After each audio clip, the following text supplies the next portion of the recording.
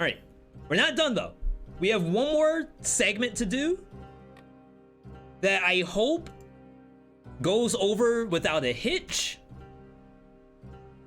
Definitely big thank you to everyone who was here for the Dead Cells segment. We got a little bit more to do today. Freaking YouTube comments. Is banning legendaries a level in the streak? I don't want it to be, because I feel like it's fun to see legendaries. And the only legendary I got out of that was vampirism. And what was the other one we saw? Crap. Maybe a shield? Either way, it was legendaries that didn't actually work for us. Quick bow. Legendary quick bow, legendary vampirism.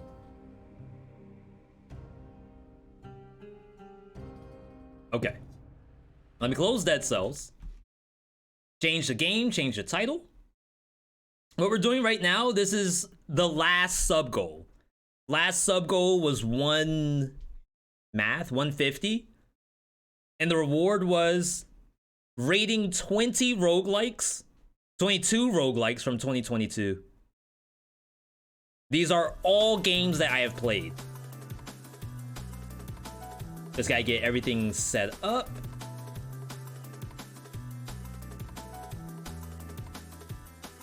Maybe not Steam community. Steam roguelikes. Oh, that's Dead Cells. That's the dead guy. That guy has a DLC coming out, or so I hear. All right. So, everyone does, and to be fair, it's December now. December, end of the year, we get to reflect and look back at all the other games that came out thus far this year. Not everything is in 1.0. Some stuff is still in early access, so, you know, don't give it a big minus because it's in early access. But let's look at it on what it has so far. A lot of games have come out. This is, so the way how I did this, I only went through my own library. There's like 1 million roguelikes that came out this year. Not all action. Some of them are platformers. Some of them are building games. There's also a lot of Vampire Survivors likes. No 22, but I was thinking I would see Neophyte and Tiny Rogues. Neophyte, I think, is still a little early. Oops. It actually came out in August, wow. But it's still early access. So I don't really want to judge Neophyte too potentially harshly because they're still working on the game. But there are some games in here that are early access that I don't mind judging, like today. Tiny Rogues is one that's probably worthy of doing that. But to be perfectly honest, I have like 1 hour in Tiny Rogues. So I don't think I'm qualified to talk about it. 57 minutes of runtime. The other games, however, I either have a lot of hours in, or I have seen enough of its early access to have a very good idea, unless they do like sweeping changes, of how the game's gonna be. So as I said, there's other people who've done roguelikes. I'm gonna show you all a little bit of something I saw today. I type in roguelikes. Top 10 roguelike games of 2022. Roguelikes have become... Shoutouts to Sleeping Bear. Is that... What character is this? That's not Aang. That's not Korra. Does anyone know who this is? So yeah, top roguelike games of 2022.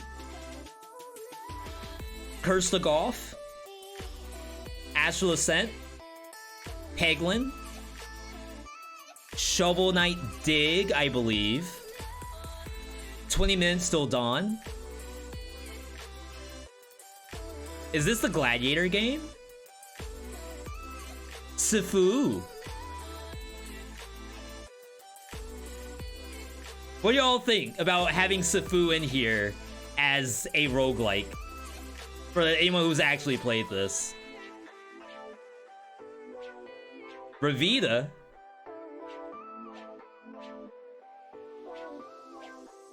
Have a Nice Death. Cult of the Lamb. Honorable mentions. Who's honorable? I want to know who's honorable. A little too late, and that's Dome Keeper, a roguelike survival minor game where you defend your dome from waves of monsters, and after each run is done, you dig below for valuable resources and upgrades. Didn't have time to play it for this video, but maybe there'll be a video for it on its own, or maybe one's already out. Who knows with how I work? Next, we have Plate Up, a fun kitchen roguelike game where if you piss off one customer, you lose. This is the wackiest rogue. Okay, so Plate Up, Eyes in the Dark, and Rogue Legacy 2 is their #1 roguelite of 2022. That's sick. Okay, I respect it. So yeah, everyone's doing these. And are you gonna say, V, are you just copying? Yes, I am. I am 100% copying because everyone... Look, this is 3 months ago. December's not even done yet. They put this out in 3 months prior to December. Unbelievable. Yeah, best roguelikes of 2022, 2 weeks ago. I have a list of the top 10 indie...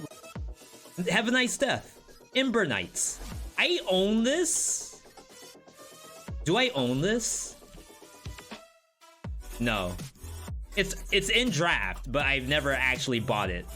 I'm waiting for it to show up in draft before I buy it. Ember Knights. Cult of the Lamb. Shotgun King. Okay. Backpack Hero. Despot's Game, Rogue Legacy 2, Ravita, Astral Ascent, Vampire Survivors. Okay, so we got some gamers on YouTube. Top 15 roguelikes 2022. Yo, shoutouts to Lil Noah. Yeah, we remember this video. All right, so there's some really good stuff up here. I'm doing 22. We're gonna one up everybody. They did 10, I saw 15. No one's doing 22 in 22. So that's where we make up the difference. Starting off with Just King. Just King is a... So it's technically an auto battler, but you have a character that you actually have to move yourself. It's a roguelike where you go through a map and it has like match 3 mechanics to it and legendaries. So you have each character, you equip the characters with the stuff, and then you lock them in a position around your king, and it's an auto battler, but you move them all around and they rotate. It's a cool game. It's extremely fun. It scratched a little bit of that teamfight tactics itch that I was sitting on because it was on a bad patch of Teamfight Tactics. But my only issue with the game was that there were only so many classes, and eventually, like, once you do certain combos, I feel like you were kind of done with the game. I mean, that's a lot different than other games where it's like you have 2 points in one class, 2 points in another class. Now you have this cool synergy where, like, there's tanks that tank extra well, and then your archers are doing like bonus archery stuff, and it's like it synergizes. I feel like Just King has a little bit of that, but maybe not enough. So I'm gonna deduct the point there. It is in early access though, so I'm expecting it to become better with class diversity. And I think right now it's 3 biomes unless they did a patch. And the biomes are... I actually own the games, I could check. The biomes are actually pretty different from one another, which is nice. But from a roguelike perspective, I believe you just... And definitely correct me if I'm wrong.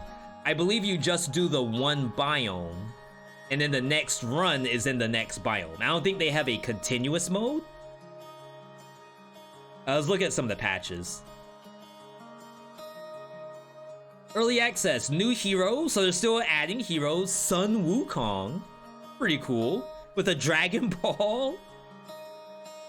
It's an extremely fun game, but I worry about the time that you can spend.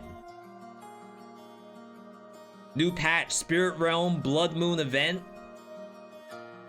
Yeah, I think if this cooks a little bit, it could probably go up into the A category. Revita. For those who have not seen Revita, the dev is currently working on version 2.0. Which is like, Ben is always working on their game. Always.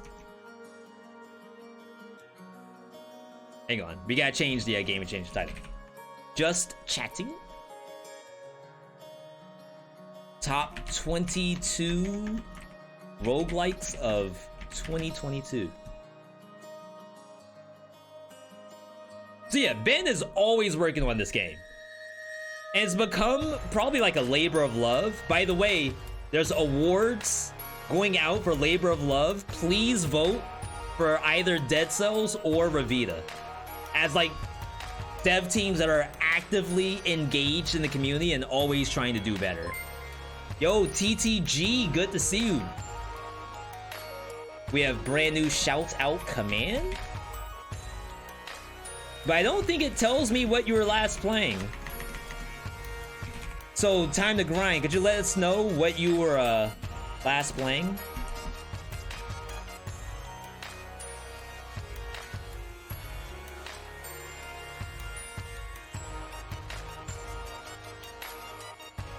Spent literally 4.5 hours in Brotato trying to get your new item. Is it like an achievement-based item? Where you can only get it once you beat like a certain criteria and then it unlocks? We also have Brotato right here. Oh, you bad RNG. My condolences. But I'm sure you had fun. I'm absolutely sure you did. Right now, we're going over top 22 roguelikes of 2022.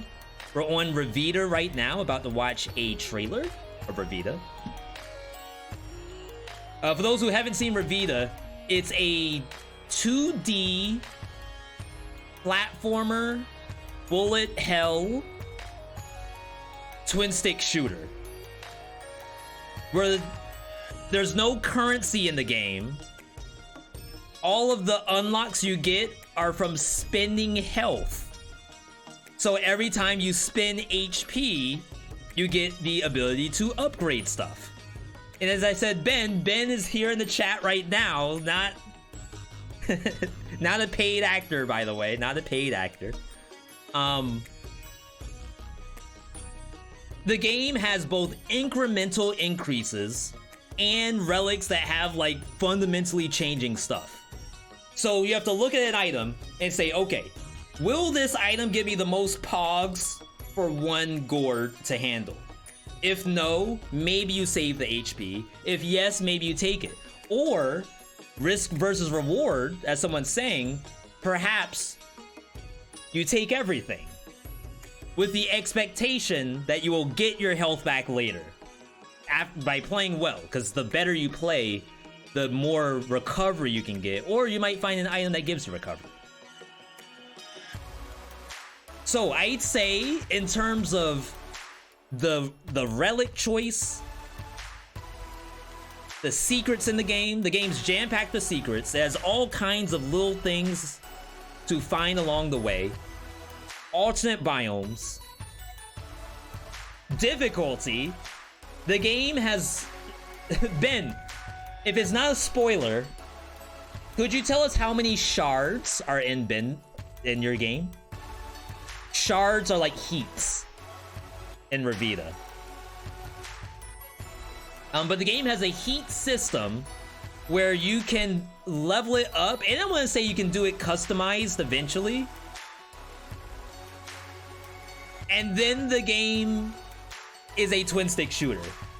So if you're good at twin stick shooters, I would say it is actually like very, very comfortable to play. I'm not very comfortable in the game. I could maybe get there, but I'm not there yet. Up to 30 shards. That is a lot of shards, my friend. Up to 100 for fun. So back in my day, I played the game in early access.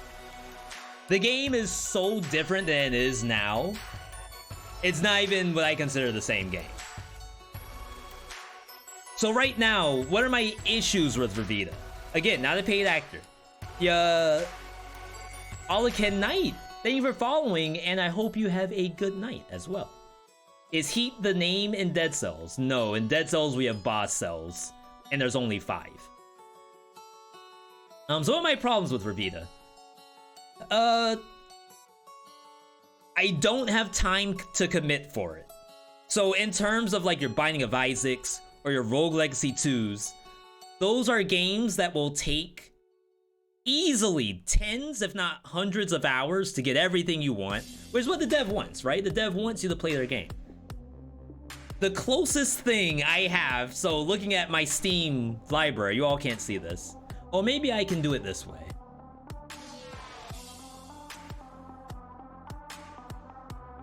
Looking at my amount of games, Vita is on PS4. Ben, what consoles is Vita out for? I'm sorry to put you on the spot like this, as you're putting me on the spot for reviewing your game. Sort by playtime. So like, take Slay the Spire for example.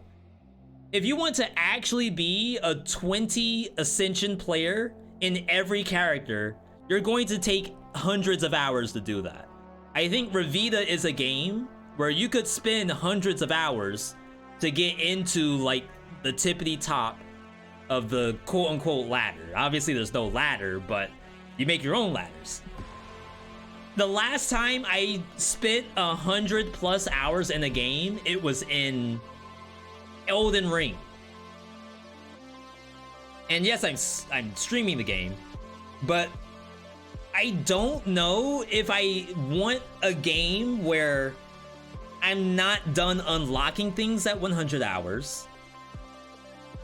I think I prefer to have everything unlocked eventually, and then I'm playing the game regularly.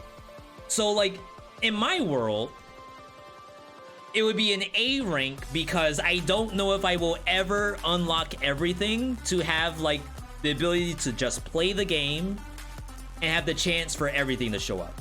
But I think that's a me issue. I don't think that's a dev issue.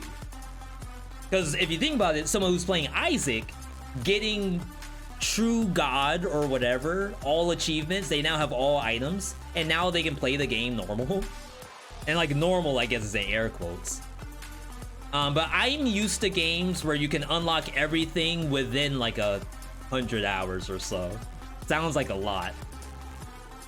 But if this is like me, anyone else who has time is probably up here. A Despot's game. Shards are more like boss cells in Dead Cells or Heat and Hades. When does it get customizable, Ben? And I'm sorry to like make you spoil all the beans, but like the shards start off as it does specific things. And then I want to say maybe after 30 you can customize it, because then like it's fun factor. There's no achievements tied to it. I could be completely wrong though. Despot's game. All right, let's take a look at Despot's game. Out in 1.0 this year. Vita, as I said, 2.0 coming soon. TM, soon trademark.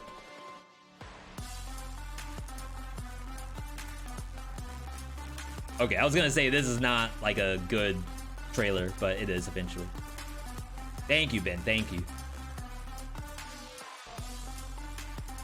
Despot's game is another auto battler. Once like around the time Super Auto Pets got really popular, I'm not saying that Super Auto Pets is the progenitor of this kind of stuff. I think these were already in development. A lot more people got confident in auto battlers. Despot's game, again, scratches that teamfight tactics itch that I always want to scratch.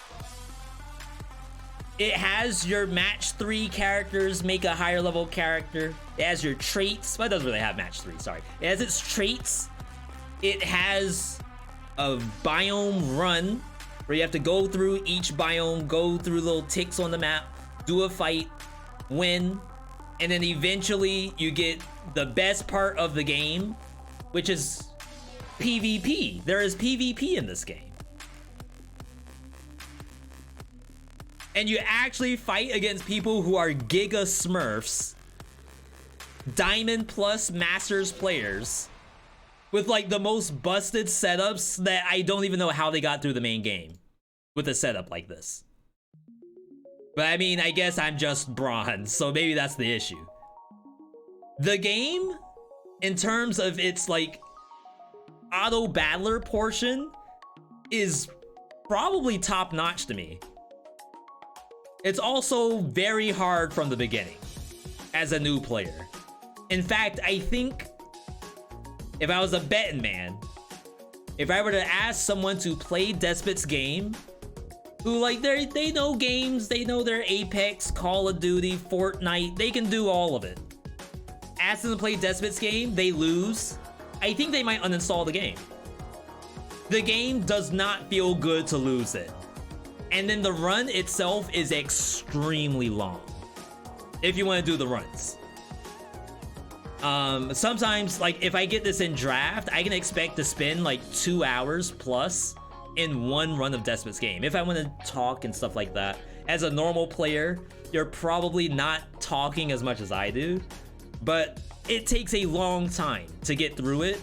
And if you lose, the odds of going back might be even slimmer. So while I do like the game, I think the length is its fatal flaw, and everything else about it is actually very well done.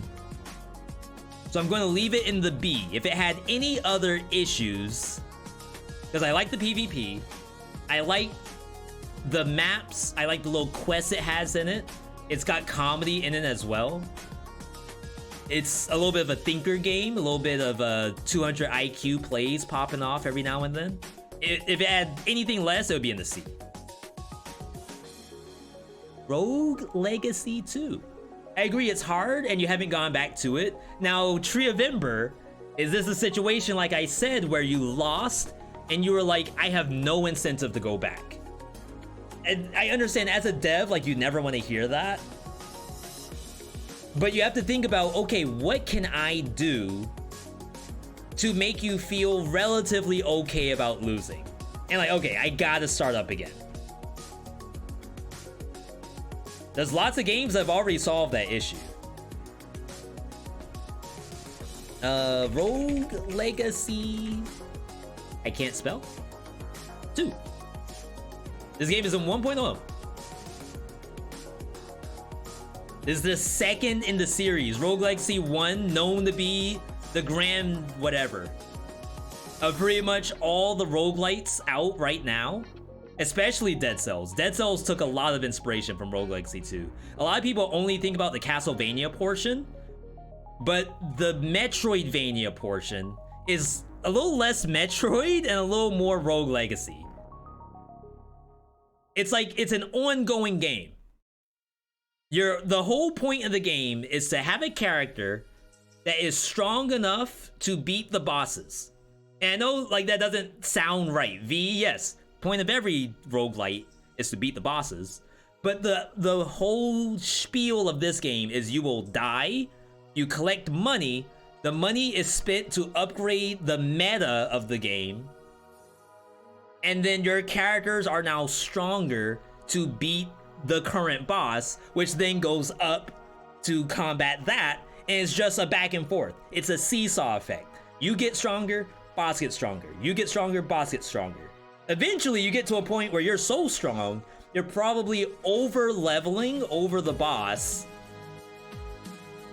And I think that's when, like, the players who are gonna drop off, they feel like, you know, I finally feel done with the game. It's right around there where they are now over leveled.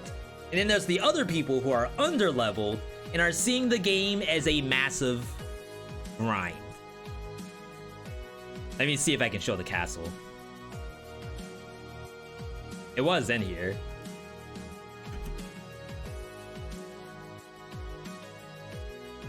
Is the original Roguelikes 2 good fun? I'm interested in getting it. So from what I've been told, because I've never played it, but I asked people who did play it, is that there's almost no reason to go backward. Roguelikes 2 has done everything Roguelikes 1 has done, but better. So the only reason to go back to 1 is lore. Because it's like it's number 2. So you may want to know like the intricacies of the lore itself. Roguelikes 1 gives you that. So yeah, here's your castle. Each tower has probably like 2 upgrades. And the upgrades cost money that you get in the run. So if you look at how this is set up, like imagine this is a row, this is a row, this is a row, this is a row, this is a row, 3 up top, flag up top. All cost money, all that you get in the run.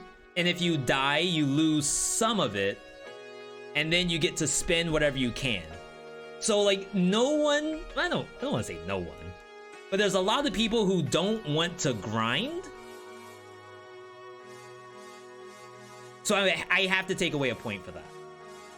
Roguelikes 2 isn't on PS4 either. Yeah, so there's also like a big thing where Switch is like the console to play these on.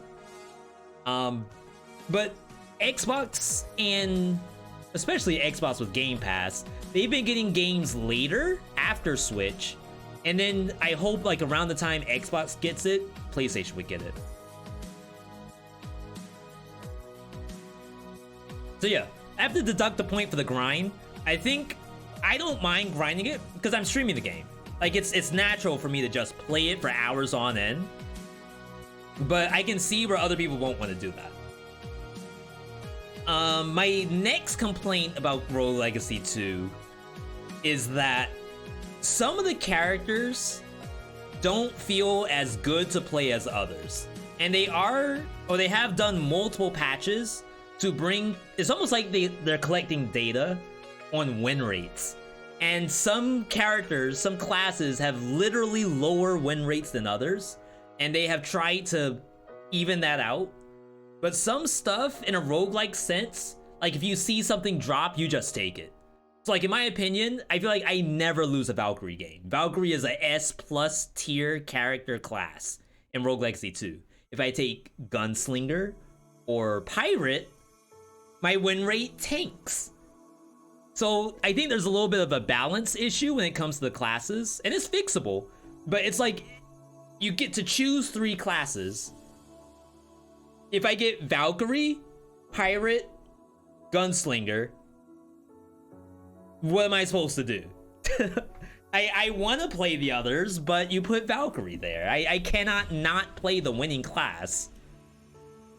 So if they get the classes in line, it could definitely go up. The game has everything you could possibly want from a roguelite. It's just that some stuff is like a hard no for a lot of people. Balance is sometimes a hard no, and then grinding can be a hard no too. Astral Ascent. This game's early access.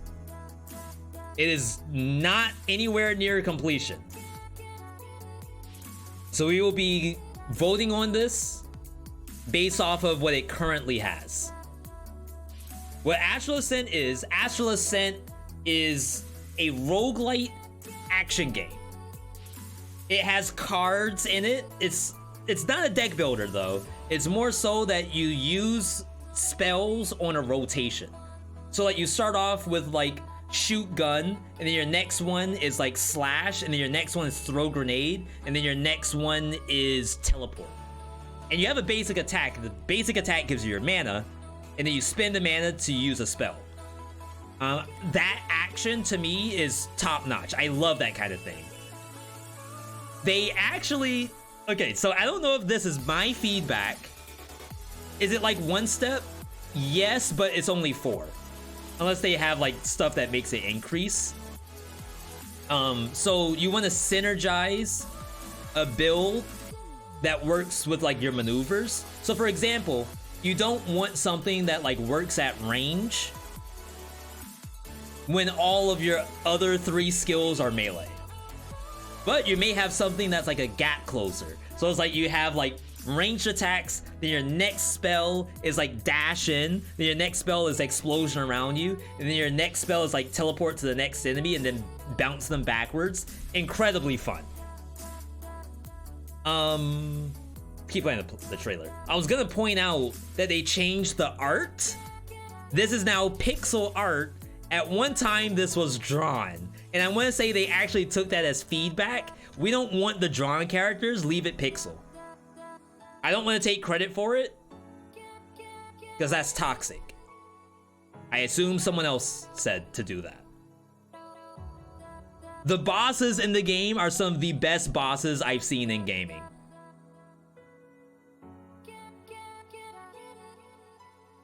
This is a relatively hard game, but I want to say they solved the issue with like dying and not wanting to play again. What they did was that the bosses are based off of astral signs.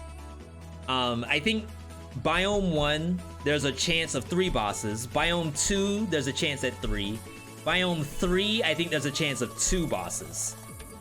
So the gameplay loop of like dying and wanting to play again is not only that you unlock new spells, but the bosses are so entertaining that you want to see the next boss. And it's like different. It's different than say a Binding of Isaac, where it's like, okay, I died to mom. I want to go back because I know that after mom it's like cool stuff. And I'm just hard stuck versus mom. Compared to Sagittarius is a tsundere and beat the brakes off me. I want to either see more of her, or I want to see Leo, where Leo goes Super Saiyan, like SS3 Goku with the long hair and everything. It's like fantastic. I can't talk enough about it. So V, why is it not S tier? The music in the first area is Resident Sleeper. I almost have to play my own music when I do Ashla Ascent. And like, I hate that because if you think about any roguelite, the first biome needs to be almost the best biome. At least in terms of music. Like, you need to have a reason that the player wants to go back through. Think Sonic the Hedgehog. Green Hill Zone. Has to be a banger. You gotta do the same thing in Ashla Ascent. My other issue about Ashla Ascent is that the overworld has a lot of NPCs that have dialogue in it, and I don't care for their dialogue very much. That's a me issue though. I won't say that that deserves like deducting a point. But there's a little bit of talking that they want you to do. Yeah, you could spam, but I never like to spam in a game. Like, I either have to suffer through story content, or I'm not going to play it because I don't want to do story content. It's kind of like, it's a weird point to be in. If you like spamming through, just do it. If you like story, just watch it. It's a me issue. So I'm actually going to leave this in the A tier. As an early access game, I really like it and looking forward to it. They gotta work on their difficulties too. They have a heat system that is like... So for example, one heat is either monsters might explode on contact, or monsters might drop a mine when they get hit. And it's like, that's cool and all, but once you turn that on, I feel like it's a little bit of a gimmick, I feel. And not a very fun gimmick at that. I'd rather it just be like monsters have like a bonus shield around them or something like that. I'm gonna have to play like this mini game of remembering that monsters might explode. Warm snow. I'm trying to go a little faster. I figured that if there's 22 games and I spend 2 minutes on each one, it's a 40-minute segment.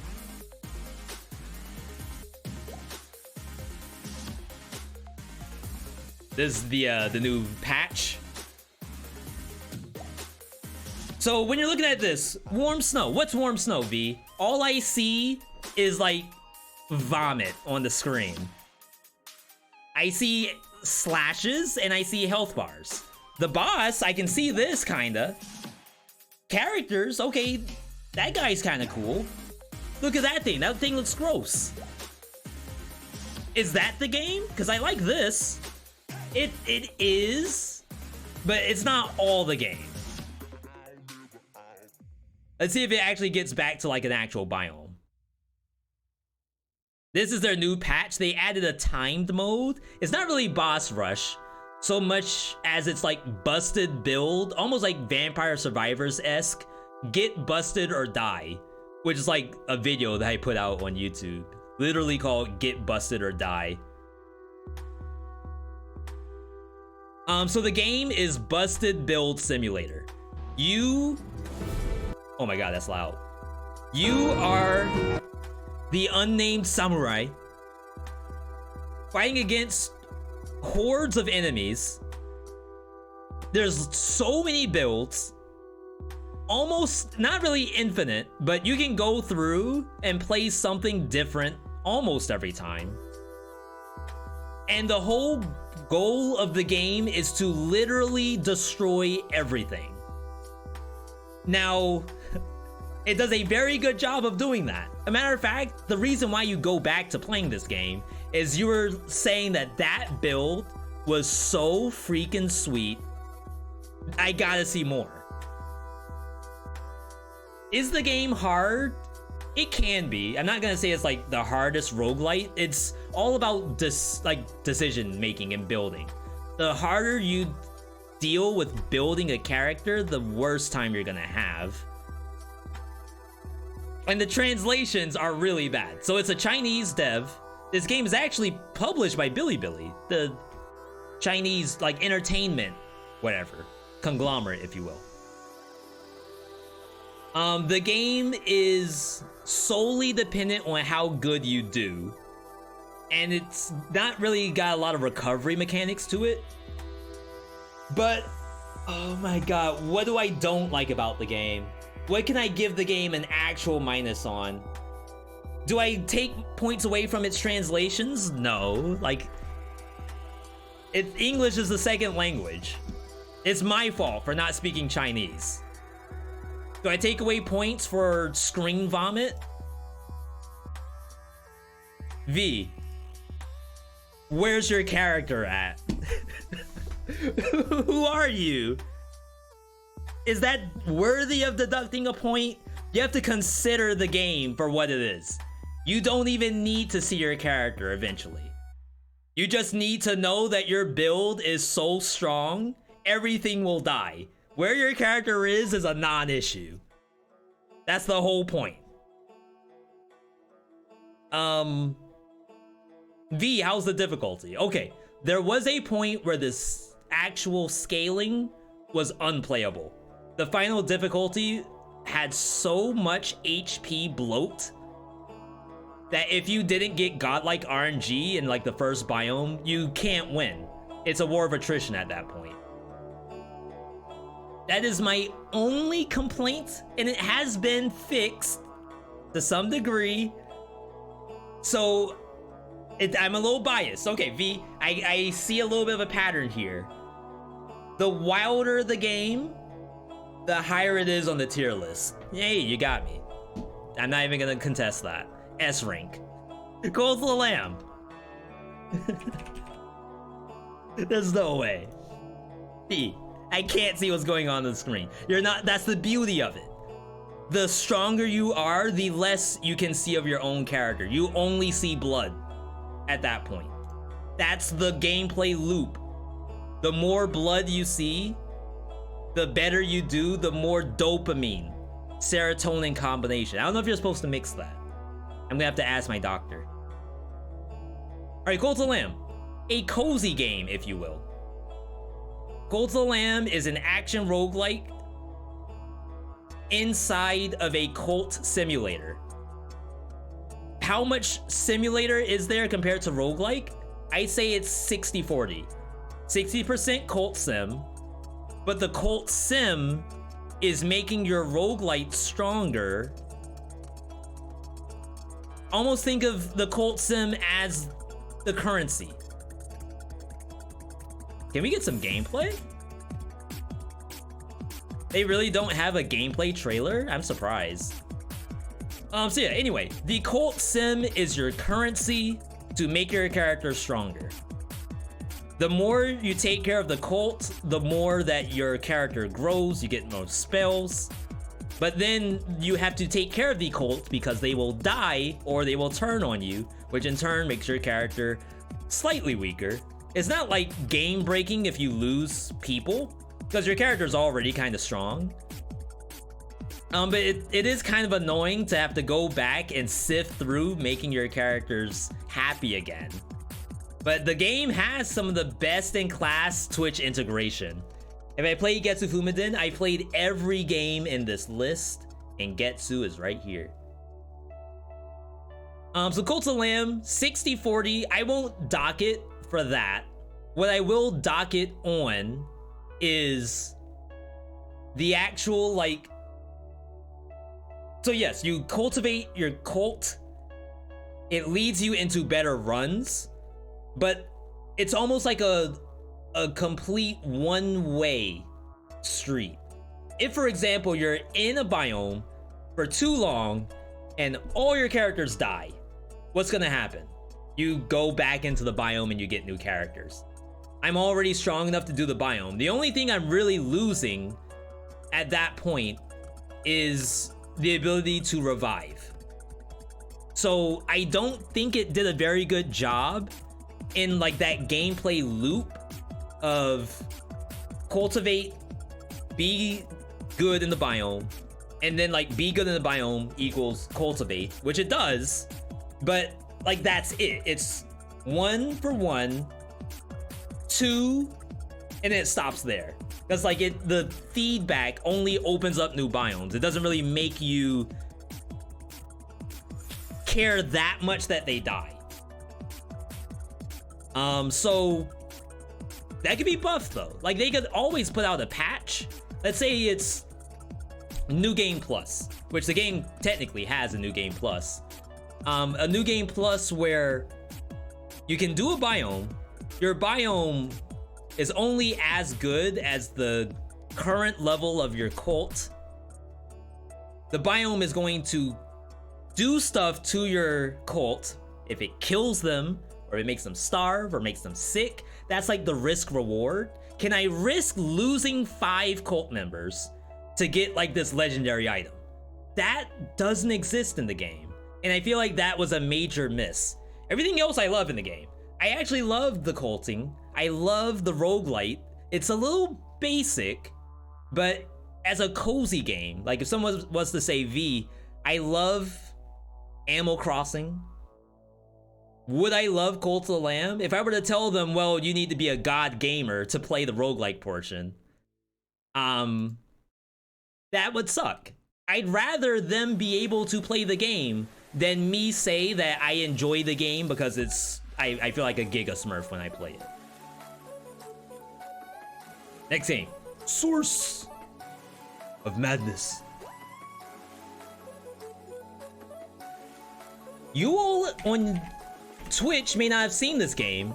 I played this game as a one-off on YouTube, but I feel like I know enough about the game to talk about it. So what is Source of Madness? Source of Madness is an action roguelike where you collect stuff. Almost think of like an action RPG, a Diablo or a Path of Exile, you're collecting stuff with random stats, and you stat out your character around that. I think it's also labeled as a Soulsborne, Lovecraftian, roguelite, action RPG. So yeah, the action RPG portion, which is like this right here, this is half the fun of the game. The other half of the fun is that every single monster in the game is procedurally generated. And like when you're looking at these creatures, you're thinking to yourself like, V, this looks kind of weird, right? It's because the creature is actually pieced together from like some sort of algorithm. So like this isn't gonna look the same as it does in your game. They're all gonna be like slightly variant differences between each other. The game also, it's like, what's the name of it? QWERTY? You all know where it's like you have different limbs and you control each limb and they're like independent of each other. It has a little bit of that feel to it in the environment. The environment is like really, it's almost like an acid trip, to be perfectly honest. It's extremely weird, but it's still fun to me. So what are the issues with the game? Okay, someone said in the chat, menu equals fun. And I understand that's not gonna be the case for everybody. But like piecing together a build off of RNG items is like sort of fun to me. I don't know how long that's gonna be fun. I'm sure it's fun when you find something godlike, but when you find nothing but junk for like an hour, okay. I think I had enough. I like the monster design, but some of the monsters in the procedural generation, it's a little off. Like for example, you may have a monster that has hitboxes in the wall. So like you could just attack the wall and not interact with the monster. I don't think the dev has anything they can do about that, except for rewrite the proc gen. But it's also like part of the appeal of the game is that the proc gen is so out of this world that weird stuff like that can happen. The other piece of the game is that you go very far. Think almost like a Dark Souls. You start off at your campfire and you go out and there's no more campfires for a long time. When you die without finding another campfire, it feels god-awful. And I think that's like the one thing I don't like about this game, above all else, is that dying feels terrible. And I said that about Despot's game, but at least in Despot's game, like I know what to expect. In Source of Madness, you don't, because the proc gen might be otherworldly. You have no idea what's about to happen. Getsu Fumaden. Undying Moon, not to be confused with the original Getsu Fumaden. This is the Konami game. This is where V was saying, I'm a little worried that Konami would like to collab with Dead Cells because Konami's Dead Cells killer is a little mid. And I don't like to say that, to be perfectly honest. I hate to say it. Because honestly, the game's beautiful. Like S tier for art, S tier for music, S tier monster design, S tier character design, S tier UI. The game looks fantastic. But what the game has fatal flaws in is where games like Dead Cells, games like Celeste, and a lot of others fixed was that you need to have that feel. The feel that when the character does an action, there's some sort of like bells and whistles, some sort of levers that are in place that let the player express themselves. Dead Cells, let me give you the perfect example. In Dead Cells, you have phaser. When you phaser onto a target, you're supposed to go behind the target. The target is actually snared for like half a second so it doesn't turn around. That's that extra sauce that you didn't know was there. It's not even in the description of the item.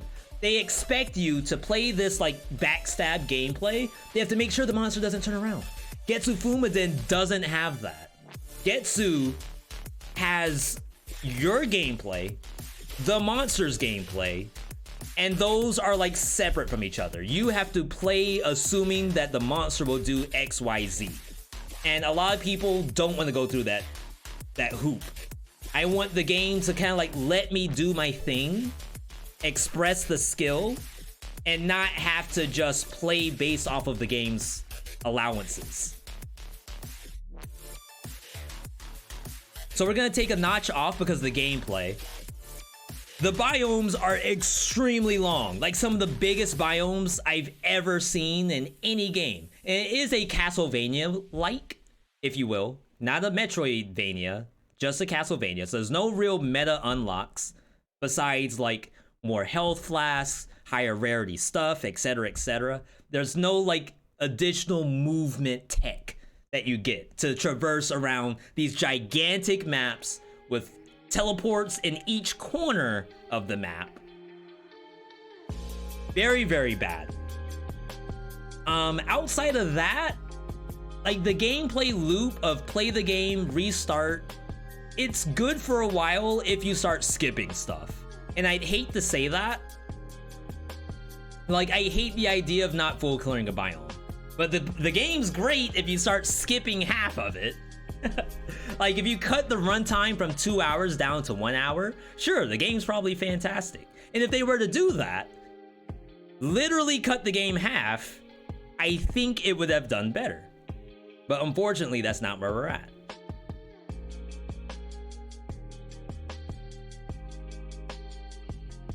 Peglin.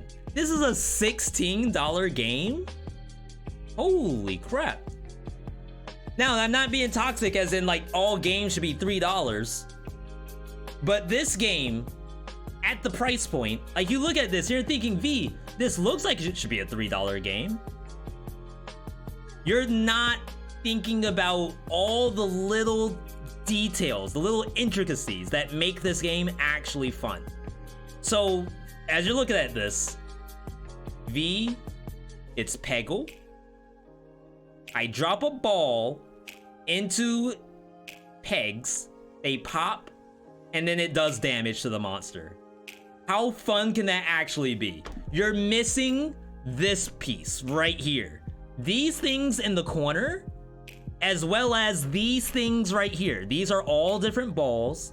The dev has made 1, 2, 3, 4, 5, 6, 7, 8, 9, at least 9 balls that this person's using. That means between all of these and all of these, multiply it, do, I don't know who's a math major in the chat or not, but there's trillions of possibilities of making like a Peggle run. Some of them are giga busted, some of them fall flat, and it's like up to you to figure out what that is. And then the game has, on top of that, crucibles that actually like increase the difficulty. So how can you increase difficulty in Peggle? I don't know. But it makes that like gameplay loop of I have to play again because I gotta see what in the world is higher difficulty Peglin. What in the world is like that build, and why is it not working in my next run? $20 full price is a great game. I might be biased because it's one of your main games. So, okay, V, how would you rate this?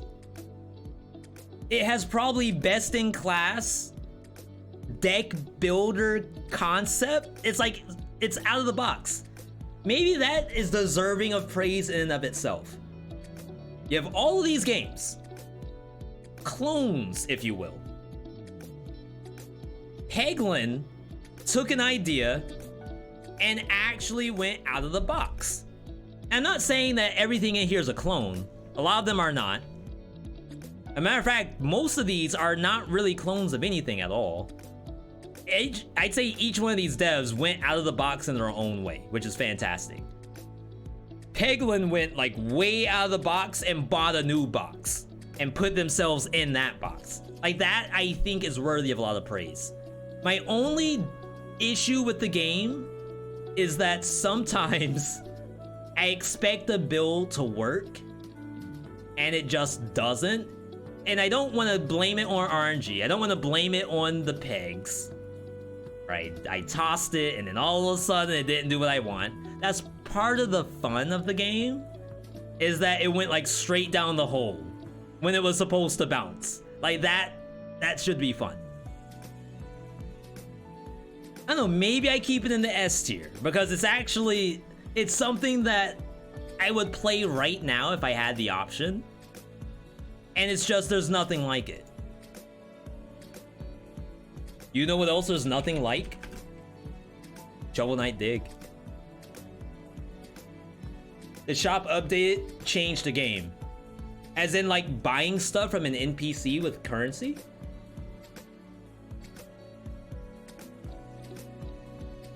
I haven't played the game in a while, but like I said, there's a lot of these games where I have limited time, but I believe I have seen enough to do an actual rating for it. Alright, Shovel Knight Dig. So Shovel Knight Dig, I have not played any other Shovel Knight games. I did play this one. I like it, but for some reason, it is actually very difficult for me. I don't know why. There's a little bit of a gameplay loop where you die, you get currency, you go back, you spend the currency. But if you don't progress beyond like a certain area, you don't really progress at all. It's very, very limited in that regard. The game is beautiful. Like when you look at this is some of the best pixel graphics ever in gaming. The gameplay itself, it's like Downwell, where you go down, there's a little bit of a ghost mechanic like Spelunky, where you can't stay in one area for too long. And you're not really speed running, but you're kind of in a rhythm. Not really a rhythm game, but you're kind of in a rhythm. I think that's very cool, very good, but I feel as though it's not for everybody. There's a lot of people who, like, their best part about these platformer games is getting to every platform. That's the fun. I don't want to say it's a speedrunner game, because you don't have to be a speedrunner to play it, but I think I'd like, maybe if they had, like, casual modes to it that doesn't have the ghost mechanic, and maybe it does, I just don't know. I would like it a little more. I don't think this is a game that I would be trying to, like, be diamond in. No pun intended. I don't mind being silver in Shovel Knight, playing the casual mode. The action's fun, has a little bit of relics to it. The game is not in early access, it's full release. Really? Very positive. It's mostly positive. Yeah, the game, it's fine. I struggle with it a little bit in terms of difficulty. And if I lose before I get to the next biome, I really don't like playing it again. It's a game where if I die, I kind of have to shelve it until I'm in the mood to play again. Yo, Wettest Nami NA, what's the game next to Peglin? It's Warm Snow. Plate Up. Plate Up is Overcooked as a roguelike. I almost typed Overcooked.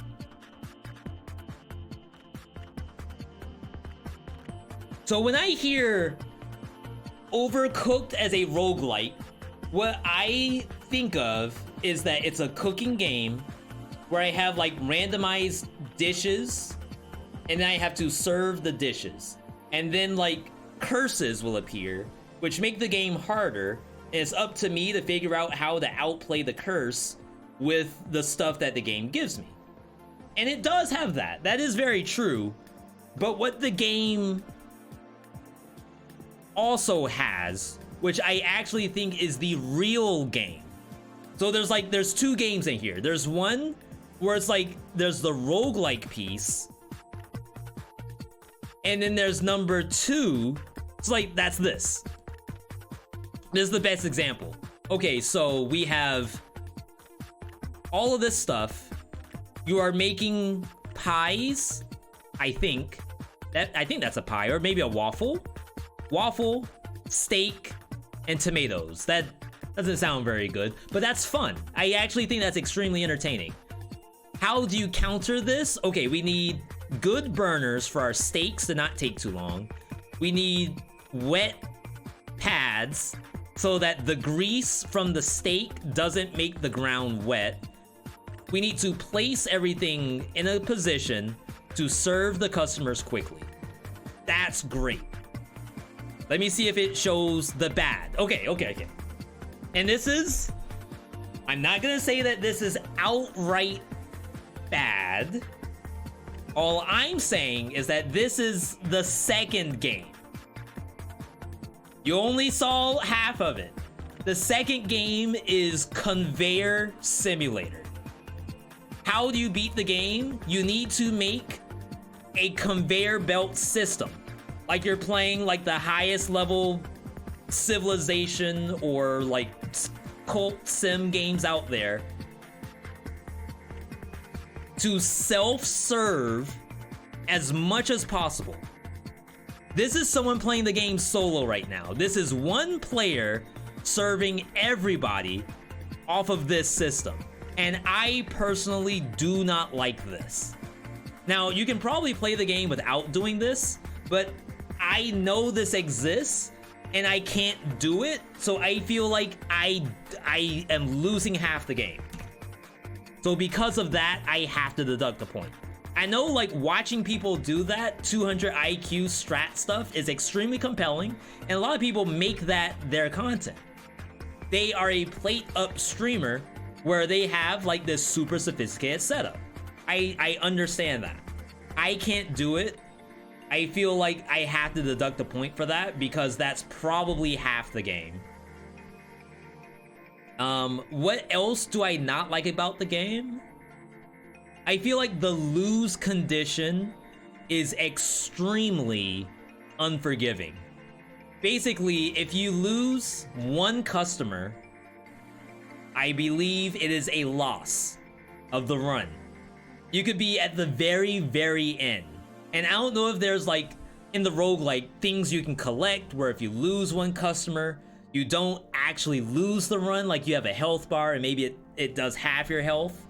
But like, I don't like making one mistake, missing one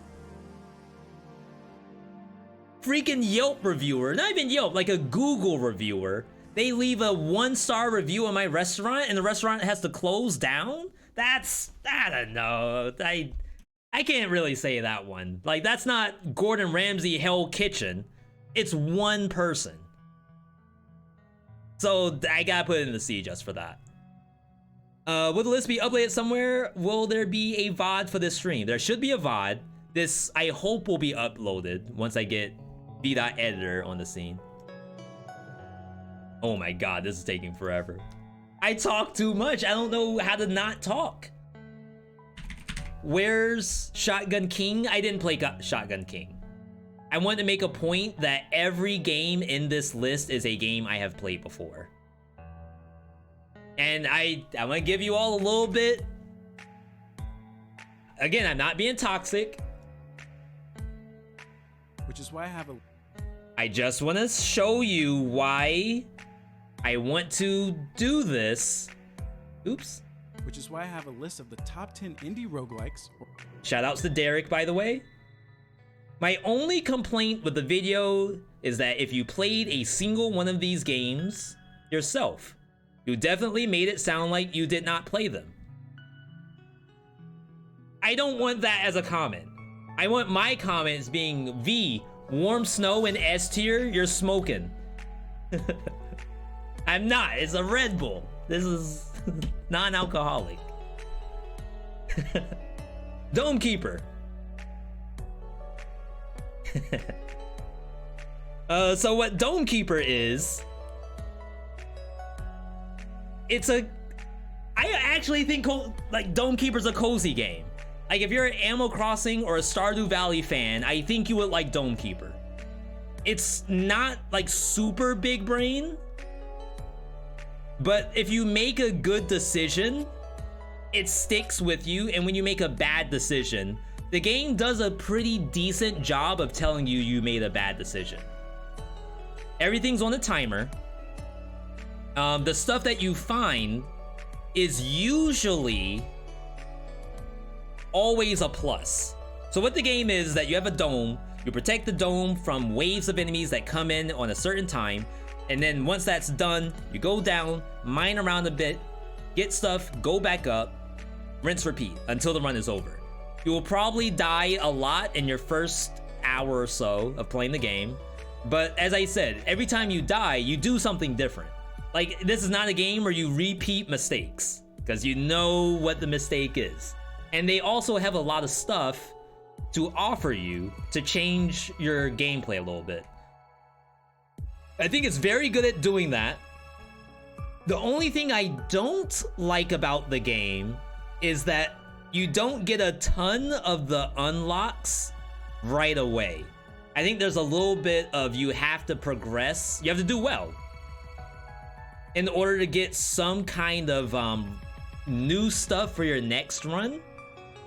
And I feel as though, and that's probably something that could be changed. I feel like if someone was to do, you know, not so great on a run, get nothing out of it, and have to do that run all over again, but just make these like tiny changes, there may be a chance that they don't try again. And like, that's always my worry when it comes to these games. So if I got rewards sooner, I think it would be an S tier. But right now it's in the A, but this can definitely go up. Have you tried Rising Hell? It's a pretty niche game. That's like the opposite of Downwell, right? Where are you a rock and roll demon? Trying to go up out of hell? That sounds familiar. I didn't play it, I ended up skipping this one. No particular reason.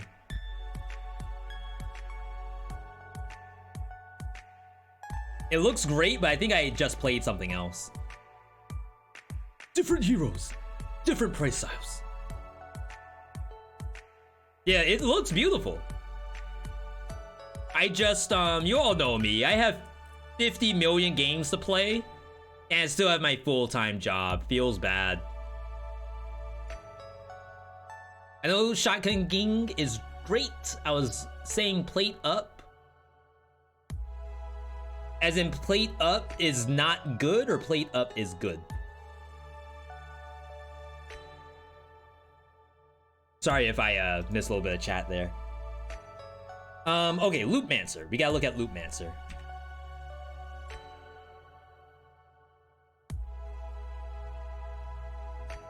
Two-minute trailer. Alright, so Loopmancer is an action roguelike with story to it. And honestly, it's a good story. Like, I tell you, I don't want to say I don't like story games, but I stream. And like, when I'm on stream, I worry about like, people are gonna fall asleep if I play the story out. But this story in this game, I'm invested. And like, I almost want to play it offline as soon as I'm done because I want to know more. That's like S tier quality to me. As I said, it's an action game. You have guns, you have a melee, and then you have like skills. Almost like Dead Cells. It's almost the exact control fig as Dead Cells is. Even like some of the biome movement is very Dead Cells. Very bloody game.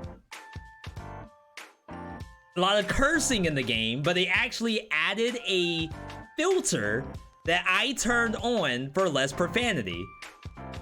It is a Chinese game, so I think there's a couple of translation issues, but outside of that, it does have voice acting. Again, like, extra points. So what's the issues I have with the game? Healing is extremely slim. So if you take a big hit, it is so punishing. It's like, you almost want to just turn the game off immediately. Because the chance of you getting that health back is extremely slim. And there may be meta progression I don't have, which would make it a lot easier. But the whole point of the game is kind of designed for you to die. Like, you cannot win your first run because they expect you to die, and then the routing changes a little bit, and you may get other stuff on an alternate route that will help you on route left. So the game, I don't want to say it's too hard, it's just that I can't recover the way how I would like to. So I'm gonna deduct a point from that. The skills are kind of bad, except for grenades. Like, there's some stuff like flamethrower, but like if I'm gonna do a flamethrower, I might as well just shoot my gun. I just want grenades. Some of it's like a downward punch, where now I'm like close to a monster. I'd rather throw a grenade. So it has a Dead Cells scheme to it, but I think they spent too much time on the melee weapons and guns, and not enough time on the skills. So that's a point deduction. Outside of that, there were some issues with graphics, but that's fixable. Obviously, there's translation and then some of the profanity, but that's adjustable. Story's really fun. I think it's a B for me. If it could be any better, I would put it in the S tier. I also have a sword from... I kind of want to show this because I never get to bring it down. Flip sounds bad with losing after one customer. I'm going to assume someone in the YouTube comments is going to tell me, V, you obviously haven't played the game. Because if you pick up the Google review defense item, you don't lose right away.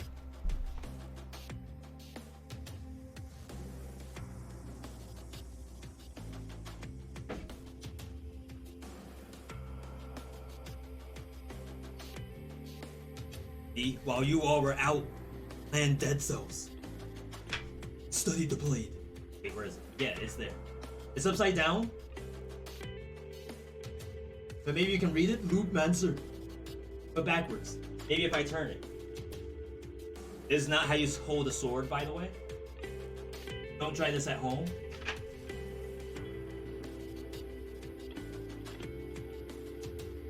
There it is. Loop. The loop. That's the loop.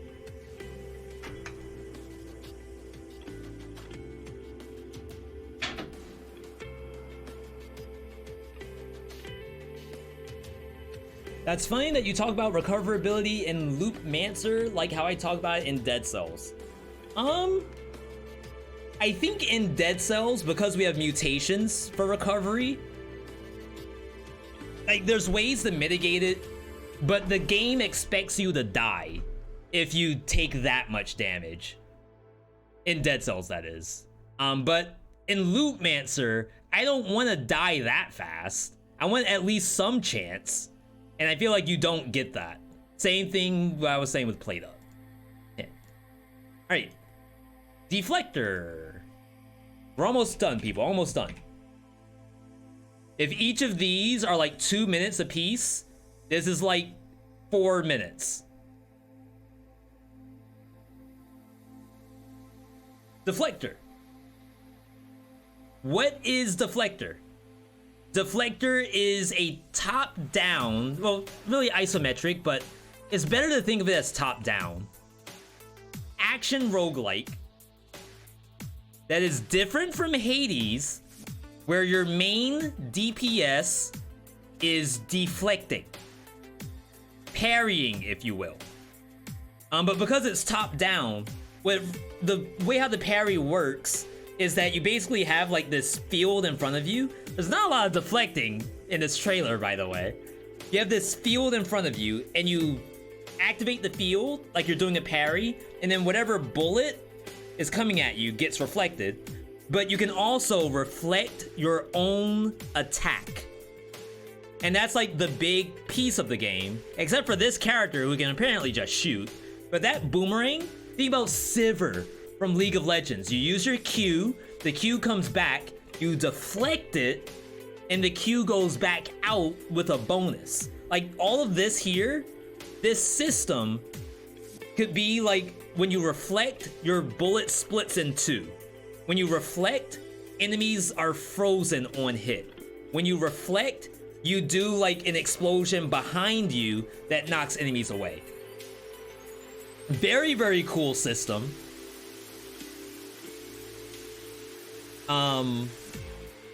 My only issue with the game is that not everything can be deflected.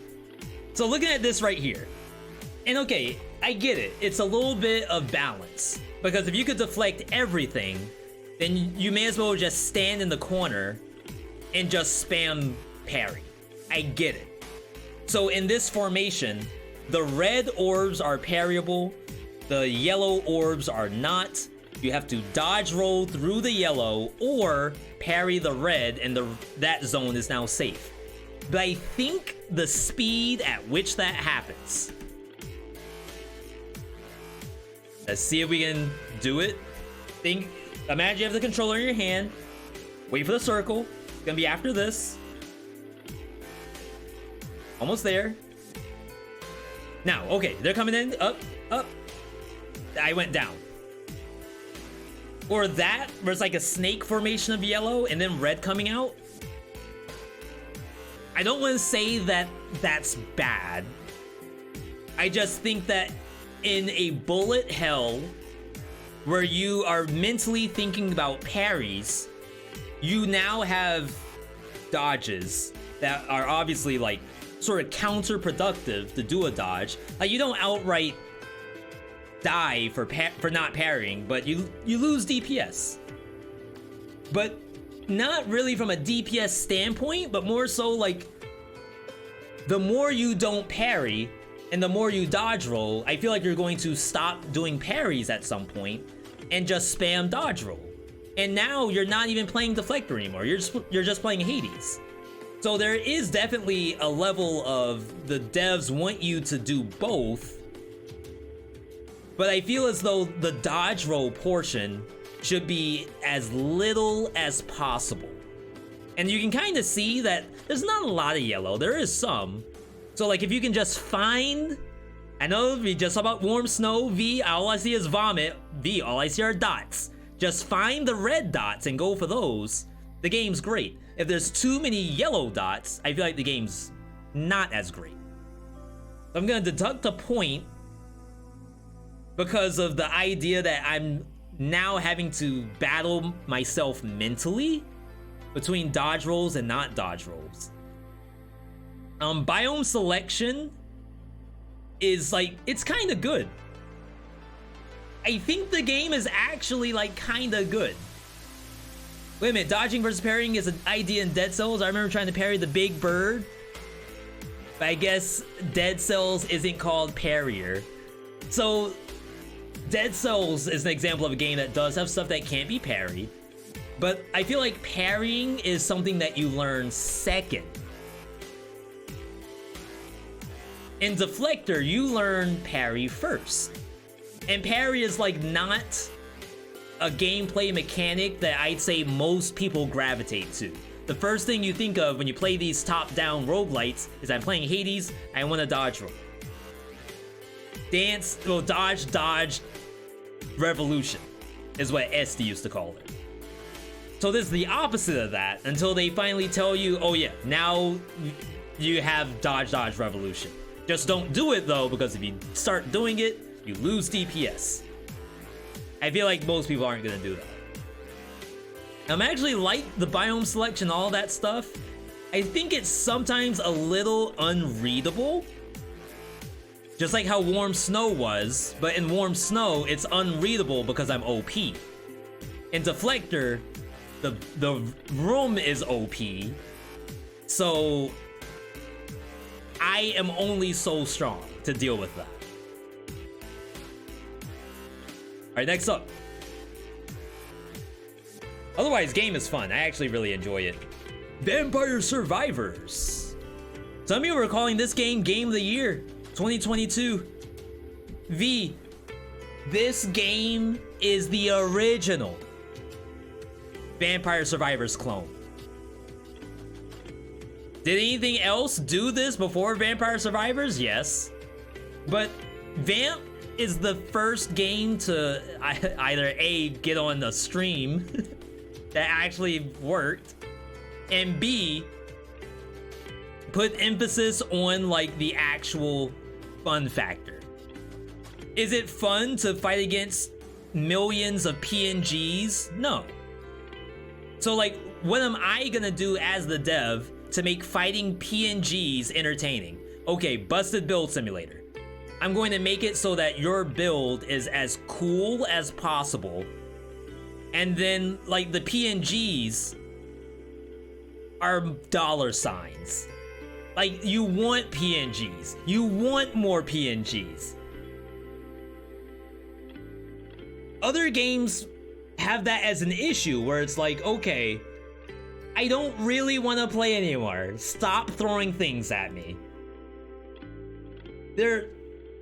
A good example of that is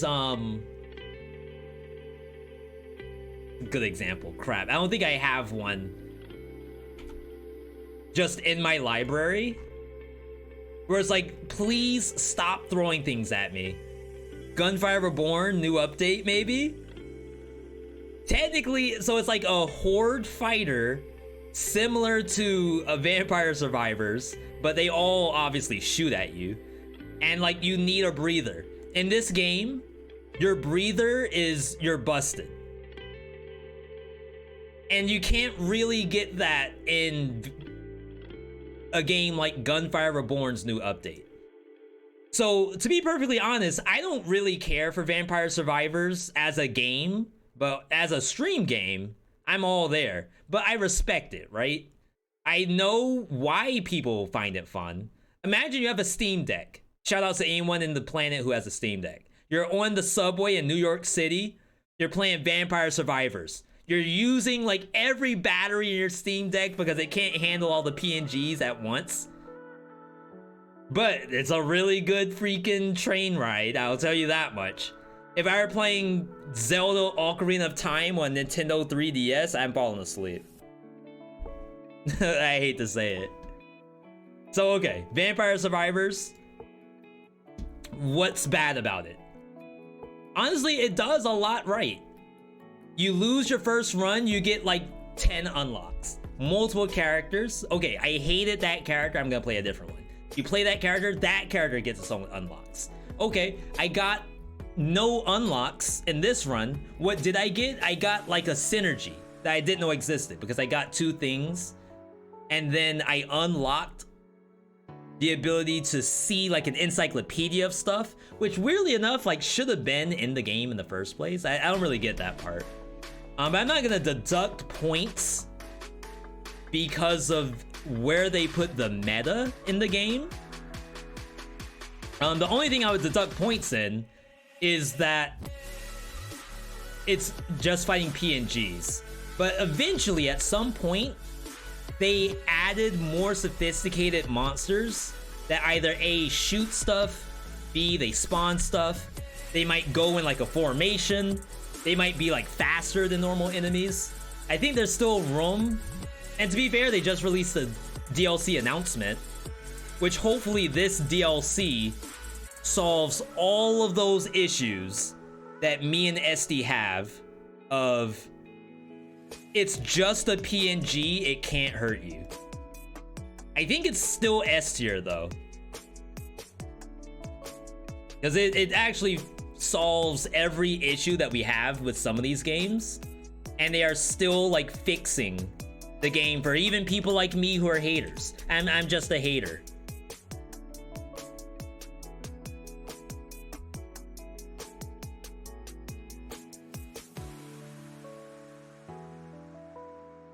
Steam Deck is fun. I rarely take mine out.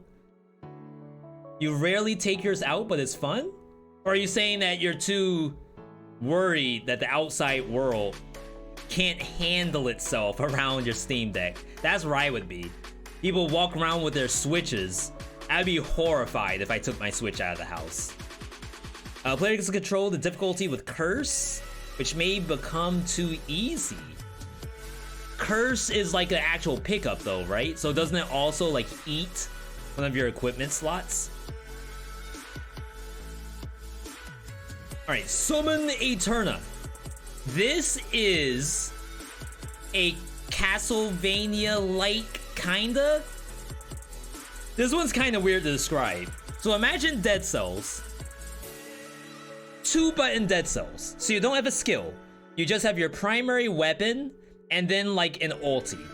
I know it's kind of weird. Like I see other buttons, but whenever I play this game, I've never had more than 2 buttons. So definitely someone can correct me on that. It is a game where you fight against enemies, as you see, very simple. And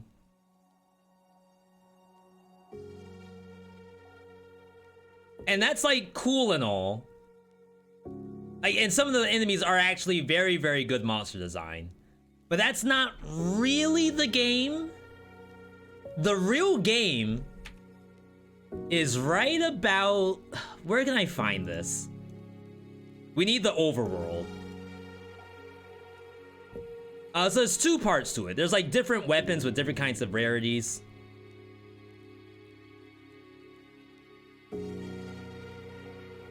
Demon's Mother update. New NPCs. Not you. Okay, this is it. All right, so this is the real game right here. Crap. It is procedurally generated, but imagine you're playing like Diablo or Path of Exile, where you are actually spawning a biome, and the biome is based off of an item that you spawn it with. And these have rarities to them. So you're actually like buffing enemies at random or doing like taxes and stuff like that. And you're getting bonus currency to make like higher level biomes. It's the weirdest gameplay loop, but I actually kind of love it. I don't know if anyone else has done this before. It's like making the maximum risk reward system where the reward is to be able to do the next hardest risk reward. It gives me a call back to Diablo 3 doing not hell, but I don't know if anyone knows, where it's like it's numbered tiered difficulties, where it's like you beat tier 13 to unlock tier 14, and all you're doing is trying to make yourself stronger so you can do the next tier. Very, very weird, but it's addicting. Loop Hero. I didn't finish Loop Hero. I think I only got through Act 1 and I didn't keep playing. I really wanted to, though. I liked the game. It was just, I didn't finish it. So V, what are your issues with this game? Okay, so number 1, I only ever have 2 buttons for way too long. Like, you watch the trailer and you see the character like doing stuff. Like there was a lightning bolt there. Oh wow, I'm getting destroyed. There was like a gun attack and then an ulti. This is just the sword. The sword always just does. It's almost like I'm playing Terraria, where it's just like boop, boop, boop, boop, boop, boop. No combos or anything. And you're seeing like this boomerang thing. That's just the second button for sword. So I think the game did a really bad job of, or maybe what they wanted to do was 2 Castlevania. You have a main weapon and a sub weapon. But the sub weapon, for a lot of times, I don't ever press it. If I press it, I'm probably just like trying to snipe a monster. I feel like that's not super great. Monster design, besides the bosses, are a little lackluster. The bosses are great though, but each individual monster is, in my opinion, just a green zombie. Some of them might do like an extra charge or something like that, but, or it might do an aura around it, but nothing is really like cool. Like that monster, I love that monster. I never loved any monsters except the bosses in Summon Eterna. I'm gonna put it down to the C rank. I feel like my B is a little bloated. If I were to play like between Rogue Legacy 2 and Some Eterna, I probably play Rogue Legacy 2. But this game is still in early access. I think there's a world where this could become a B tier or even an A tier because its biome creation is really fun. I just don't know what you do beyond just spawning the next biome. All right, almost done, by the way, almost done. Only 5 more. 2 minutes a pop, that's 10 minutes. 4-minute trailer, holy crap. All right, Little Noah. This is not a game I have finished, but it is a game that I have spent enough time in that I think I can accurately grade it. So Little Noah came out at random. I don't remember how I got notified about it. I believe it's made by the people who did Blaze Blue? Someone's gonna have to correct me on that. But I think it's made by an extremely talented Japanese team. The way how the game plays is that it's an action roguelike where you are essentially Pikmin. You're Oliver. Each individual button you have is just Pikmin. And each Pikmin does a specific attack. So you may have a Pikmin that does a fireball, and then another Pikmin that does a launcher. So like it's fireball into launcher, then the other Pikmin launches you up in the air, and then does like an aerial attack, and then the other Pikmin does like a slam downward. So like you design a little combo with these cute little anime Pikmin, and then your character can go Super Saiyan for some reason. That way you can clear goals and beat bosses. The game is extremely cute. It has a decent meta progression where it's like this overworld. You go up to your airship. The airship has all this building stuff to it, and each building, almost like Rogue Legacy, has its own thing. And there's ranks and affinities for each Peglin, not Peglin, each Pikmin, and there's equipment. Like, they thought of everything when they made this game. The only thing that I do not like, and this might be a me issue, is that there is so much dialogue in this game. And it is, as I said, it's a Japanese game, so you can almost think of it as a JRPG roguelike. I don't know how long the dialogue is, because again, I haven't beaten the game yet. I would love to get back to it, but I don't want to skip cutscenes. I want to watch them, but because I'm streaming, I feel like I can't. Gameplay, very fun. Cutscenes, I'm sure they're great. I have to deduct a point. Outside of that, there's not a lot that I would remove. I feel like it might have a little bit of a Cult of the Lamb issue where I don't know how the replayability is after you've S-tiered every Pikmin and you get through the main scenario. I know they did add free DLC and costumes, mind you. They have... Shoot, this might be S-tier by itself. Holy crap. They added... Please. I didn't want to go to the actual DLC page. They added Princess Connect Redive DLC outfits and Uma Musume Pretty Derby outfits. This might make the game S tier by itself, but they are $3 a pop, and I am not paying $3 for a skin. So I'm gonna actually put this in the A tier. I think it's really, really good. The only flaw is that I don't care for hearing the story on stream. Next up, Brotato. You may know this as a Vampire Survivors like. You are fighting PNGs. V. Do I want to buy a game to fight PNGs? It depends. Remember, the gameplay loop is that you're fighting PNGs one way, and you're like, okay, that was kind of addicting. I don't want to do it again. And the game is like, yo, here's another option for you. The game has like 30 characters, if not more. Over 100 weapons and relics. Each one with like different tiers, or at least the weapons have different tiers. So it has match 2 or match 3 on weapons. It has leveling up, but really the whole game is like busted build simulator. And I've told you before, busted build simulator, I don't know why that's like the best kind of gaming when it comes to me. So I don't think I can say that the game is not high tier.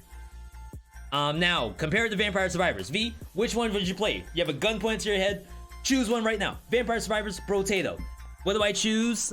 If I'm streaming, Vampire Survivors, because it has Twitch integration. If I'm not streaming, Brotato, because I actually want to get a build.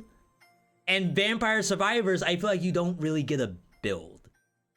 You get some options, and you just choose whatever's the best option. Okay. Garlic, I see Garlic, I see Bible, I take them. Why would I not? In Brotato, it's not quite the same, because each character, and I know Vampire Survivors has characters, there's a character that maybe does bonuses to projectile count. You don't want Garlic with projectile count.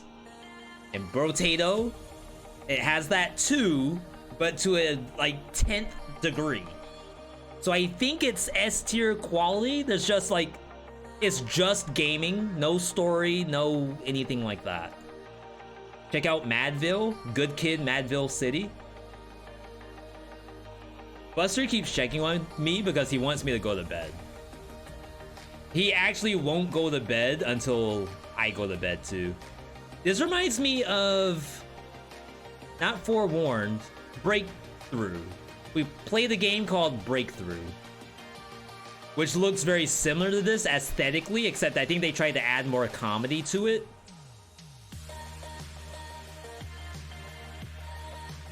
I do like the comedy aspect. I'm sure it's fun. I don't know if I have another slot to add another one of those kind of games, but it does look pretty entertaining, I would say. Garlic with projectile characters is still Garlic. You're not wrong. But that's why I said it's almost like the illusion of choice. At least in Brotato, I feel like there's tangible choice there. All right, 20 minutes till dawn. This was the second PNG fighter that I played out of all of them. I like the game, I really do, but what this game had an issue with was balance.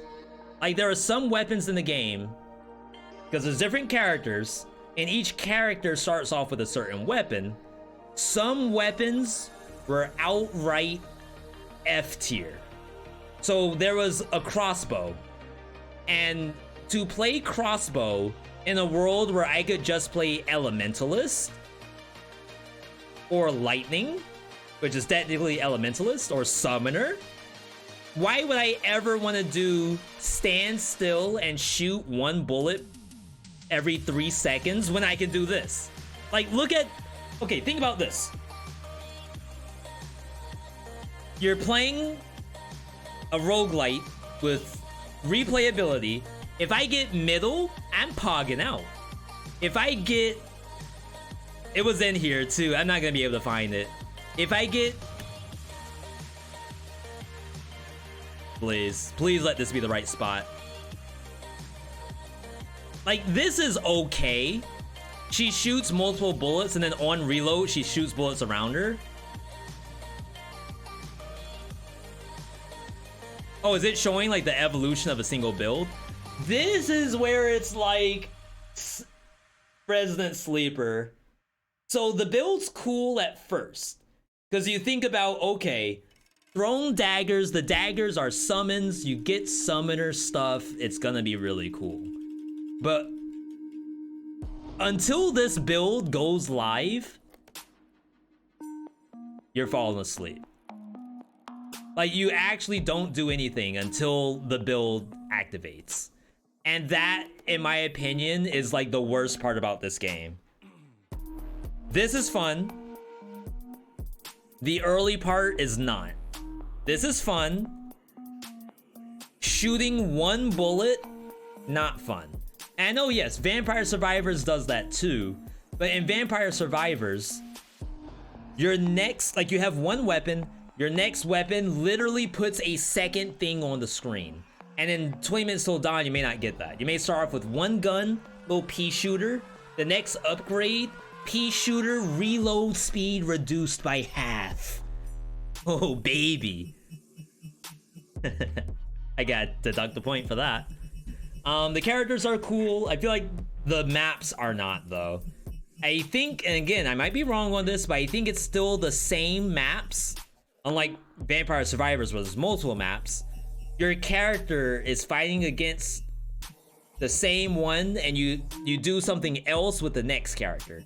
I know Brotato has that, but Brotato's characters and build making is so different that the map itself is like invisible. And until dawn, in 20 Minutes Till Dawn, the map is always visible to you. I know it's not like a bad game. I don't want to say it's outright unplayable, but in like the choices of other stuff, busted build simulators, so PNG fighters, bullet hells, anime Pikmin games, I'd rather play any of those over 20 Minutes Till Dawn. And my B rank is kind of bloated right now. Oh, Soulstone Survivors.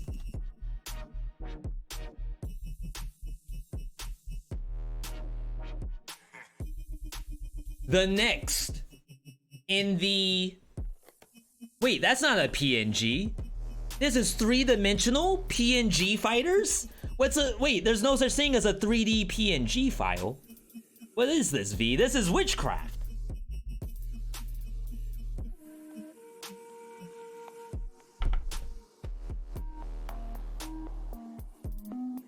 So, the best part about this game... Oh, goodbye. The best part about this game is that it is a busted build simulator. I'm so sorry that I have to keep saying that, but it's masked in an almost like an action RPG. So it does say stuff like craft and upgrade, and like this, it's early access. This stuff doesn't really do anything yet. Like eventually, the devs have already said, we want the crafting portion to be an integral part of the game.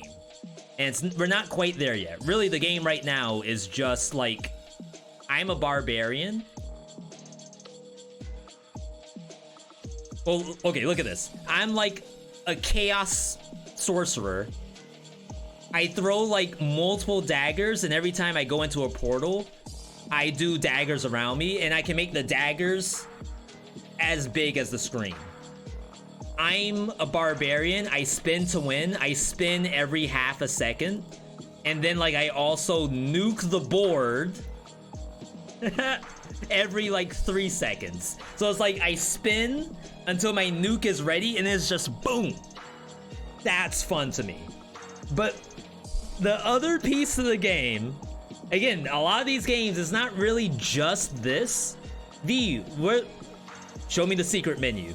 I know you got some stuff behind the counter. What am I really doing here? I'd say the real game is hidden inside. It's not even gonna show it, is it? Crap. Do I have to load up the game myself? Unlucky. Okay, anyway. The real game is hidden behind two things, and they both are grinding.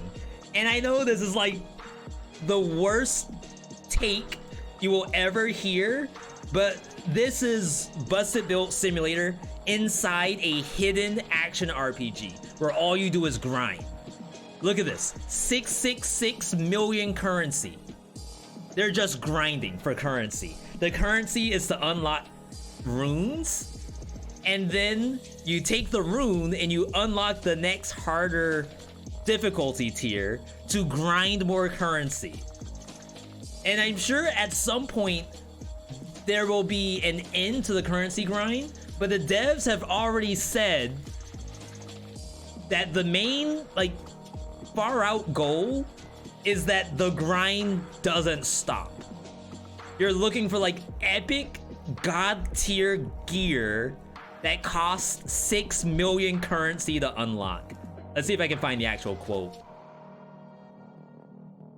Probably the part of the game that's received the least attention so far are the weapons. We currently have 20 weapons in total.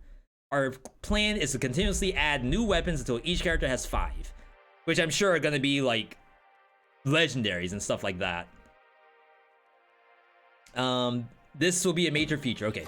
While weapons and characters will require mats, those are finite and we don't want them to feel grindy or take too long to unlock. We have other features planned, such as expanded skill tree that will consume resources. However, we're currently playing another major feature that should offer nearly endless ways to spend resources. I think that is the main game. It's not out yet, but that's what they're going into, similar to a Rogue Legacy 2. The Rogue Legacy 2 of Vampire Survivor likes. I don't think they're there yet. I think it's close. I think it's better than Vampire Survivors in terms of its build making, but right now all I'm doing is grinding for essentially nothing.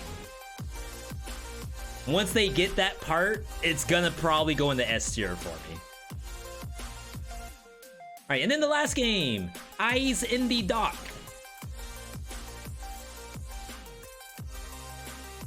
Try to go a little quickly here. Why we play this rather than Vampire Survivors? Because you want to... Because the game actually has an endless mode. I don't think Vampire Survivors has endless modes, right? You want to play endlessly to get the most money possible to spend on whatever they want you to spend currency on. Compared to Vampire Survivors, where you want to get busted and then win in 30 minutes. Eyes in the Dark, the curious case of one Victoria Bloom. An extremely cute game. What this game is an action platform roguelite. Light, L-I-G-H-T. You're taking a flashlight and your flashlight is your weapon. You can move it 360 degrees. You level up the flashlight to do different things. It might be like a laser beam. It might be dual-sided, like Darth Maul. It might pulse. It might be a giant sword. It might be, I guess, a machine gun. But it's light. And the light fights dark enemies and clears darkness that you can't see through. You have flash bombs. And the game takes place in a mansion where you're trying to uncover this story. But they do a good job where it's like the story isn't just like sit through a cutscene and listen. It's like, oh, here's like an NPC. Oh, I don't want to say like a Dark Souls where it's like each, you have to piece together the story yourself. They do tell you a lot. But the game doesn't just make you sit through cutscenes. It's an extremely cute game. You know, we give it bonus points for cuteness. The builds are fairly interesting. The only issue is that the flashlight has a cap to how many things you can put in it. And I want to say you do increase the cap over time, but I think it has a hard cap of, let's say, 5. So the 5 might be, okay, sword plus size plus pulse, and then like duration or something. It's cool, but because I know that there's an upper limit to how good my flashlight can be, I feel like almost like a Hades, there's a point where I have seen everything weapon-wise. So I have to deduct the point for that. The biomes are pretty fun. I feel like they don't really have a lot of difference between the biomes. So for example, there's a greenhouse. The greenhouse has plant enemies, so the enemy designs are very interesting, but that could have been in the first biome. Like, we're just in a greenhouse just because. I don't remember if there's like platforms with thorns on it or anything that makes it like different. Idea. Yo, Dane, appreciate that. Dane, I'm excited for Wednesday. Happy early birthday, by the way. Can I get an exclamation point birthday in the chat for Dane? And we will do it again when it's actually Dane's birthday. Dane, when is your birthday? For real, for real. Was this all roguelikes that I tried that came out this year? Yes. Some of them are early access. And we don't want to deduct points strictly because it's early access. But if we've seen the writing on the wall, I think it's fair to judge it based off the writing. They could flip the switch on us come next January, next Q1, whatever. If they decide that, okay, we're gonna focus on the platforming in Eyes in the Dark. Yes, it's just a box. V, we know all about boxes. You couldn't stop talking about those boxes when you were doing that last V React. But if you look at that map we just went through, it's just like a corridor. Boss design though, I really like the boss design. All of them feel extremely interesting. I'm not gonna say the game's bad though. I even though my B is bloated, I'm willing to keep it in the B tier. The way to make it an A tier is that, like, I think each biome would feel extremely different from the others. And it might, like, later in the game, and I just don't know it yet. But if you think about from, like, a new install perspective, you clear the first biome, wow, that was great. You clear the next biome, wow, it's the first biome with plants. I love plants, it's kind of great. I die. Go back, okay, first biome again. I get it, it's first biome, it's whatever. Second biome, okay, now I love the plants, but I haven't really done anything new. I haven't really, like, used the platforming part. I just am in a box with a couple of platforms. I don't want to use this word platform too much. I'm just in a box with like a line that I jump on. That's all. And maybe the plants do something different there, but give me like the thorns or something, that'd be really cool. And it might have that, but I would say if it did, not memorable. Is Have a Nice Death not on the list? No, because Have a Nice Death's 1.0 is in March. And I feel like if I know it's gonna release that soon, I should just table this until 2023. And we do this in December. All right, so that is my tier list. From my perspective, if you're a Revita fan and Revita is in the S rank for you, I am all for it. I'm in full agreement. If you are a summon, whatever the other summon game is, or maybe it's Aeterna. Summon Aeterna is actually a prequel to another game. Aeterna Noxus. If you are a fan of Aeterna Noctis and you hate the fact that I have this in the C tier, tell me that. I'm losing my voice because I've been talking for too long. Can't believe Revita isn't in D tier. It's not for me. And I'd say that because I have a firm belief that if I was A, better at the game, B, devoted hours to the game. So think about it from a fighting game perspective. You could say Street Fighter 6 is a fantastic game. You know it's a fantastic game, but they're not like super great at it. So you're not gonna put it in the S tier because you don't know that Juri has like this really cool combo where she uses her feet and she does stuff with it. Like you're just playing Chun-Li because you don't know that Juri has like the feet stuff. That might be a S tier Street Fighter player, loves the game, but you're putting it in the A tier. So yeah, there's a lot of games like that where if I was spending a little more time in the game, it could maybe grow on me. But you gotta think about it from the fresh install perspective as well.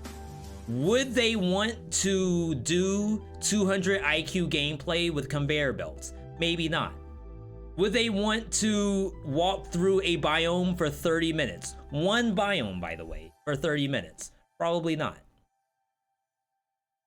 I know people would have put it in D tier. Yes, because this is a game where almost like Revita, I can see it in A tier gameplay. I'm not there yet.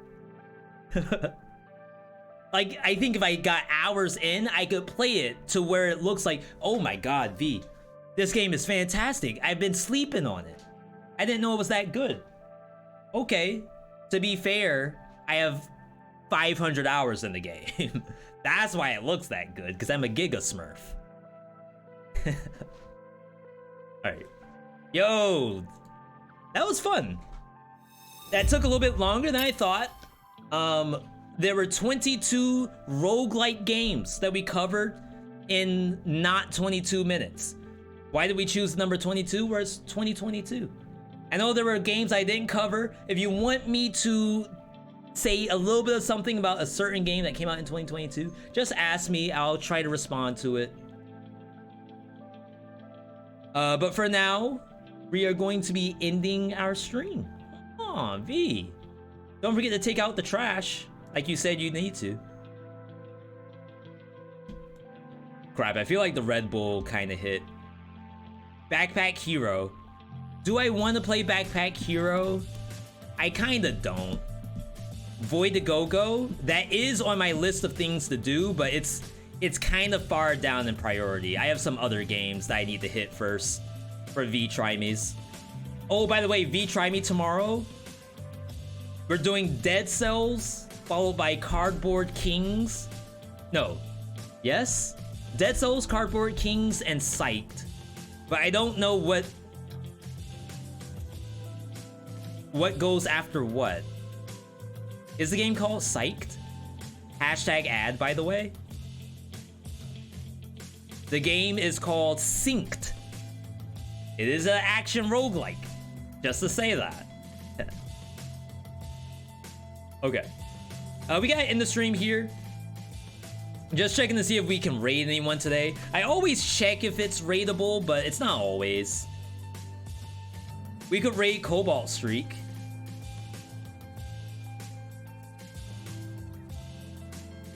Oh, you know what? No. We're gonna raid Pro Quesadilla. Right now, Pro Quesadilla is playing High on Life, which I think came out on Xbox Game Pass today. This is that Rick and Morty game. That's the only way I can describe it. It's the Rick and Morty game. If I can have you do one thing and one thing only, before bed, before dinner, before breakfast, before brunch, if I can ask you to copy the text you see on the screen, we're gonna paste that into Pro Quesadilla's chat. Quesadilla loves Rick and Morty. He loves copy pasta too. About one and the same, if you ask me. Tomorrow's stream, 7 p.m. Eastern. Tune in. Oh, I might stream early, depending on what we're doing tomorrow. But either way, like the real segment is gonna be like around 7 o'clock. Either way, I want to thank you all for the bits, follows, subs, everything that came through. Appreciate each and one of you lovely individuals. You can tell the Red Bull is starting to kick in. I'm gonna do a lot of exercising. I'm gonna maybe, I don't know. It's cold outside. Maybe I'm just gonna go to sleep. Either way, get your copy pasta ready. I will see you all in Pro Quesadilla's chat. Enjoy your time in the Rick and Morty game. Appreciate every single one of you people. Thank you, by the way. Thank you. I will see you all. Yeah, we gotta sleep off the Red Bull. Exactly. I will see you all in Pro Quesadilla's chat. Good night, everybody.